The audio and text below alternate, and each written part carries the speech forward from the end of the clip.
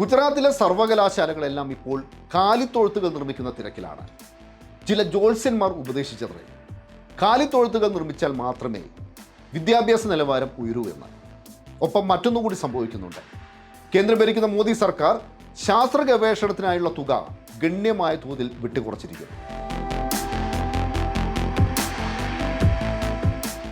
ജവഹർലാൽ നെഹ്റു നമ്മുടെ ആദ്യത്തെ പ്രധാനമന്ത്രി. നെഹ്റു ശാസ്ത്രചിന്തയും പുരോഗമന ബോധവും മതേതരത്വവുമെല്ലാം ഉയർത്തിപ്പിടിച്ചു. അങ്ങനെയുള്ള നെഹ്റുവിൽ നിന്ന് മോദിയിലെത്തുമ്പോൾ പ്രധാനമന്ത്രി പദം അന്ധവിശ്വാസങ്ങൾ പ്രചരിപ്പിക്കാനുള്ള ഇരിപ്പിടമായി മാറുന്നു.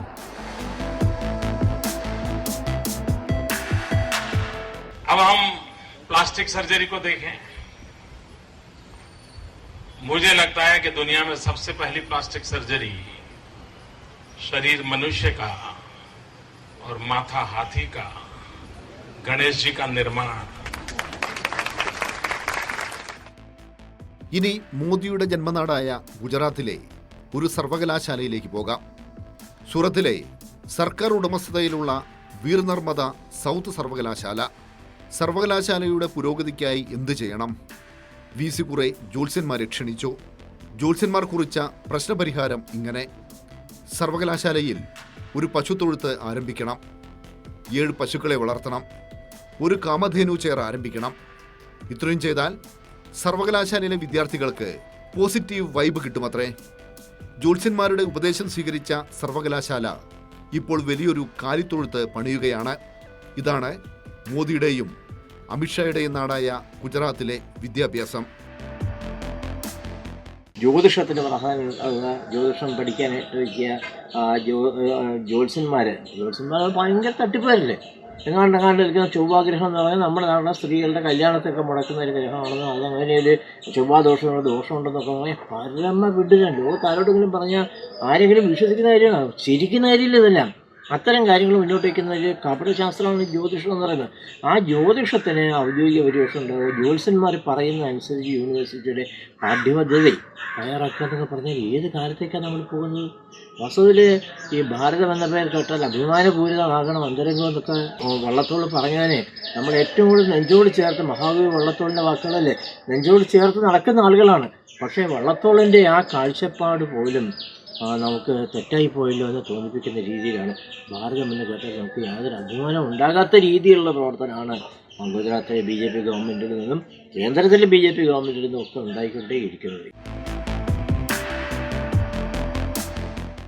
ശാസ്ത്രത്തെ തകർത്ത് അന്ധവിശ്വാസങ്ങളെ പ്രോത്സാഹിപ്പിക്കുക എന്നതാണ് സംഘപരിവാറിന്റെ ലക്ഷ്യം. ചൈന എന്ന അയൽരാജ്യം ശാസ്ത്ര ഗവേഷണത്തിനായി ചെലവഴിക്കുന്നത് മൊത്തം ആഭ്യന്തര ഉൽപ്പാദനത്തിന്റെ 2.2%. മോദി സർക്കാർ നീക്കിവെക്കുന്നതാകട്ടെ വെറും 0.6%. കേന്ദ്ര സർക്കാർ ശാസ്ത്ര പ്രതിഭകളെ വാർത്തെടുക്കുന്നതിനായി നെഹ്റു സയൻസ് പോസ്റ്റ് ഡോക്ടർ ഫെലോഷിപ്പുകൾ ഏർപ്പെടുത്തിയിരുന്നു.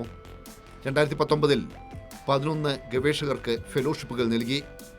2024 ആർക്കും നൽകിയില്ല. ശ്യാമപ്രസാദ് മുഖർജി ഫെലോഷിപ്പ് 2019 72 ഫെലോഷിപ്പുകൾ നൽകി. 2024 ഒരാൾക്ക് പോലും നൽകിയില്ല. ശാസ്ത്രം വേണ്ട, അന്ധവിശ്വാസങ്ങൾ മതി.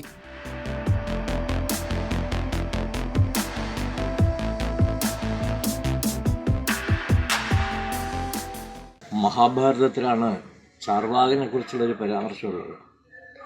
ഈ യുദ്ധം ജയിച്ച യുധിഷ്ഠിരൻ പ്രജകളെ കാണാനായിട്ട് പോകുമ്പോൾ പ്രജകളുടെ കൂട്ടത്തിൽ നിന്ന് ഒരാൾ എഴുന്നേറ്റ് പറയുന്നുണ്ട്, ബന്ധുക്കളെയും സുഹൃത്തുക്കളെയും എല്ലാം കൊന്നതിന് ശേഷം ഉണ്ടായ ഈ വിജയമല്ല രാജാവെ, പരാജയമാണെന്ന് പറയുന്നുണ്ട്. പിന്നീട് നമ്മൾ മനസ്സിലാക്കുന്നത് ചാർവാകനെ അവിടെയുള്ള ആൾക്കാർ, അത് ചാർവാകനായി പറയുന്നത്, ഈ ചാർവാകൻ അഗ്നികിരയാണെന്നുള്ളത് നമ്മൾ അറിയുന്നത്. അതുപോലെ ചാർവാകന്മാർ മുന്നോട്ട് വെച്ച ഒരു വലിയ യുക്തിബോധവും ശാസ്ത്രബോധവും നിറഞ്ഞ ഒരു വലിയ സൈദ്ധാന്തിക തലമുള്ള ഒരു ഇന്ത്യ ഉണ്ടായിരുന്നു, ദാർശനിക തലമുള്ള ഒരു ഇന്ത്യ ഉണ്ടായിരുന്നു. എല്ലാത്തരം അന്ധവിശ്വാസങ്ങൾക്കും എതിരായിട്ടുള്ള, യാഗങ്ങൾക്കെതിരായിട്ട്, വലിയ ഹോമങ്ങൾ, യജ്ഞങ്ങൾ, അതിനൊക്കെ എതിരായിട്ട് പ്രവർത്തിച്ചിരുന്ന, പിന്നെ അതുപോലെ തന്നെ ഈ കേന്ദ്രബിന്ദു, പ്രപഞ്ചത്തിൻ്റെ കേന്ദ്രബിന്ദു ദൈവമാണെന്ന് വിശ്വസിക്കാത്ത ആ ഒരു ചിന്താധാര ഭാരതത്തിൽ, ഇന്ത്യയിലുണ്ടായിരുന്നതാണ്. അപ്പോൾ ആ ഒരു ചരിത്രമാണ് നമ്മുടെ സമയത്തിലുള്ളത്. ഇന്ത്യയുടെ ചരിത്രം എന്ന് പറഞ്ഞാൽ ഭഗവത്ഗീതയുടെ ചരിത്രമേ അല്ല. ചാർവാക ദർശനമാണ് ഇന്ത്യ മുന്നോട്ട് വെച്ച ഏറ്റവും ശക്തമായ ദർശനം എന്ന് പറയുന്നത്. എന്നിട്ട് ബുദ്ധൻ പോലും അതിന് ശേഷമുള്ള ബുദ്ധനെപ്പോലും സ്വാധീനിച്ചിട്ടുള്ള ദർശനമാണ് ചാർവാക ദർശനം. അപ്പോൾ ഈ ചാർവാക ദർശനത്തിൻ്റെ എല്ലാ ഗുണമേന്മകളും നിറഞ്ഞ ഒരു ഇന്ത്യയെ ചാർവാകന്മാർക്കും പുറകിനുള്ളൊരു കാലത്തേക്ക് നയിക്കുന്ന കാഴ്ചയാണ് നമ്മൾ ഗുജറാത്തിൽ ഇപ്പോൾ കാണുന്നത്. സർവകലാശാലകളിൽ പശുത്തൊഴുത്ത് നിർമ്മിക്കുന്നവർ വിദ്യാർത്ഥികളെ കൊണ്ട് ഗോമൂത്രം കുടിപ്പിക്കുന്ന കാലവും വിദൂരമല്ല. जय गौ माता की